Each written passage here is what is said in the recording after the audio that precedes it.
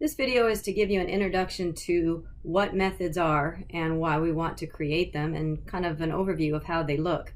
And then in the next video, we'll look at some actual code that creates some methods. So let's talk about what methods are. What is their purpose? Methods are a collection of statements grouped together that accomplishes a single task. So the idea then is simply that. We are going to organize our code so that statements pertaining to a particular task are grouped together in a separate, if you will, location that we can use over and over again. A collection of statements grouped together that accomplishes a single task. For example, maybe that task is to write a statement of code that calculates an average of maybe exams or something like that. Or maybe we have a set of statements that display instructions, or a separate set of statements that its sole purpose is to gather the user information we need. So again, grouping together statements that accomplish a single task. And why do we care about that? Well, first of all, it prevents us from writing repetitive code. For example, here's some code that gets a student's name from the keyboard, and then it gets the student's ID, and it prints out the student's name and ID. Well, that doesn't seem so bad, nothing repetitive there. But what if we need a second student's name? And then we just copy and paste all of that code to create a second student's name. And then maybe we get a third student, and so we have to copy and paste that third student's information. Well, you can see pretty quickly that that's a lot of code. And every time we see ourselves repeating code, we want to find a more efficient way to deal with that. Another good example of that, let's take this code that's repetitive, and let's say that we change the requirements, that we also now need to have the course ID for the student. And so if I also need the course information, I need to change this group of statements, and also this group of statements, and any other ones that I've created.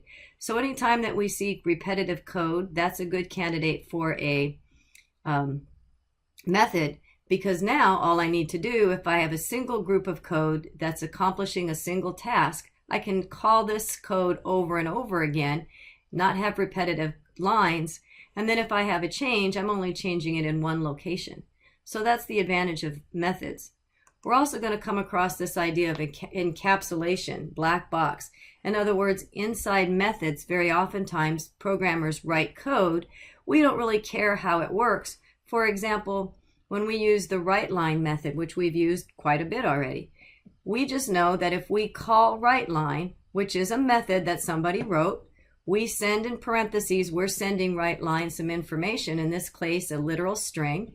We don't know how that string is received into that group of statements or into that method. We just know that if we follow the guidelines, in other words, send this literal string over, it's going to get that string, somehow parse it out and do whatever it does. I don't even know how it works, and it just displays it onto the screen. They might change, whoever wrote that code might change what goes on in that method. I don't know, it doesn't matter, because that's this idea of black box. I simply follow the guidelines, send it off, it does stuff and returns what I'm expecting. So we'll see more about this idea of encapsulation and black box. That's an important concept in object-oriented programming. But let's look at what a method looks like. So here's what we call a method stub. A stub simply being, we have our header. This is the beginning of our method, and then an opening and closing parentheses, or curly braces, and all of our statements go within the stub, underneath the header, within the open and closing curly braces. So let's look at each of these pieces of the header. First of all, we have this opening piece. This is called our access modifier. This tells whoever is calling this code, or this is defining our method, who's allowed to see our code, who's allowed to use our code. Can the whole world have access, similar to WriteLine? Can anybody access my code and use it? Or do I need it to keep particular code just to myself and not share it? And we'll see more of that as we progress, but that's the idea behind the access modifiers. And there's more of them, but for now I'm just introducing the idea of public, available to anybody. Anybody can access this code and use it and call it, similar to WriteLine.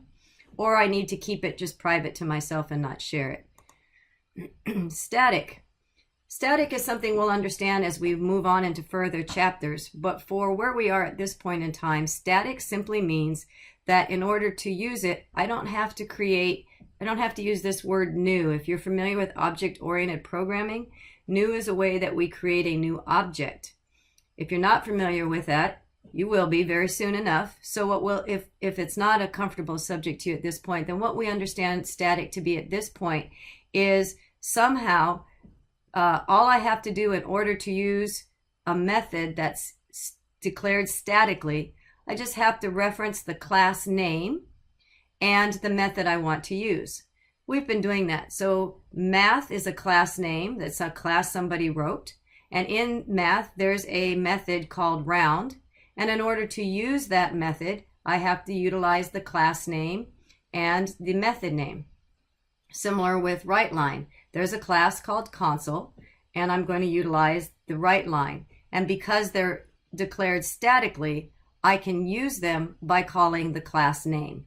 And we'll understand this concept of creating versus a new instance of that class in later chapters. Void simply means, once I finish with this particular method, once this method is done running and it does whatever it is this single task is supposed to accomplish, is it supposed to then return data, return some kind of value back to whoever called it? In other words, in our example in the last slide, do I now need to return some information that maybe I need to return the student's name or something like that? So void says I don't need to return anything. I'm going to do whatever I need to do, maybe print out the student's name, ID, and course number, and that's it. Then I'm going to leave and not return anything. The alternative to that is then, of course, that we're returning something, some kind of value, and we need to declare what data type of value we're returning. In this example, we'd be returning an integer. So if I had, I did some kind of calculation and I created this variable called return me, and for some reason I gave it a value of 0, it is an integer. I need to return, so I need that return key, I need to return an integer because that's what I said I was going to return.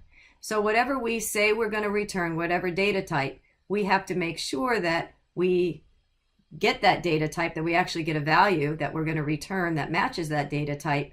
And then we use this word return, and then that value, it could be a hard code of 0 or 6, or it could be the variable that's containing that data type, that value. But either way, we're returning then that data type because that's what we said we're going to do. Then comes your method name. So this is how we call or invoke this method. In other words, in order to use this method somewhere in other code, I would say method name and then parentheses, not unlike WriteLine parentheses. So this would be WriteLine. So this is your name that you provide to this particular method. And some good coding practices to keep in mind is when you are defining a method that you give it some kind of verb, some kind of meaning, something that if someone else were to look at your method, they would have some kind of inclination as to what your method does, like print something or set first number or calculate average or something along those lines. The other good coding practice we do in C# is we call all of our method names what we call Pascal naming. In other words, the first letter is going to be capitalized, and then if we have other words, in other words, method name and in my thinking is really two names, two words, we're going to put them together, no spaces, obviously, and we're going to capitalize the second word's first letter. Whew, that was hard to get out. So this is Pascal naming, and that's just good coding practice. It's not mandatory, but it's a standard that we agree to as good coders. If your method needs to receive some information in order to create its calculations, like we send WriteLine, the string, if your method needs to receive some data, you need to define what it needs to receive, and we call those parameters. So these are variables that we'll be able to use that we received from someplace else in this method. Parameters are optional. You don't have to have them. If in that case, you still have to create the opening and closing parenthesis, just not put anything in it. If you are receiving parameters, though, you have to declare what data type, you need those just like you're declaring a variable. You're declaring a parameter of a variable type myString, which is a data type of string. So in your parentheses, you give it the data type, just like you're declaring a string, and the variable name that you're going to be using inside this method. So this method is expecting to receive a data type of string. And when it receives, like we did that literal string in right line, it's going to put that value that it receives into this variable name, myString, and then it can use that string in anywhere it wants within this particular method. It's important to remember the scope of this variable. Scope meaning how long do I have access to the value in myString. As soon as this method finishes executing and the code program leaves this method, myString disappears. So the value in this myString variable only exists within this method. You can send more than one variable if your method needs more than one piece of data from the user in order to execute properly. You can define 2 pieces of data. You can ask for 2 parameters. Again, I have 2 here, and I've separated them with a comma, which is hard to see with that yellow. These yellow boxes are misplaced, but it still gets the idea. We have 2 pieces of data that we're expecting to receive. We're expecting to receive a string. We're expecting to receive an int from whoever is calling our method. And we're going to put those values in order into myString and myInt, and so that we can use those values in whatever calculation we need in our header. So that's an overview of methods. Next video, let's dive into actually creating some code that puts these ideas into practice.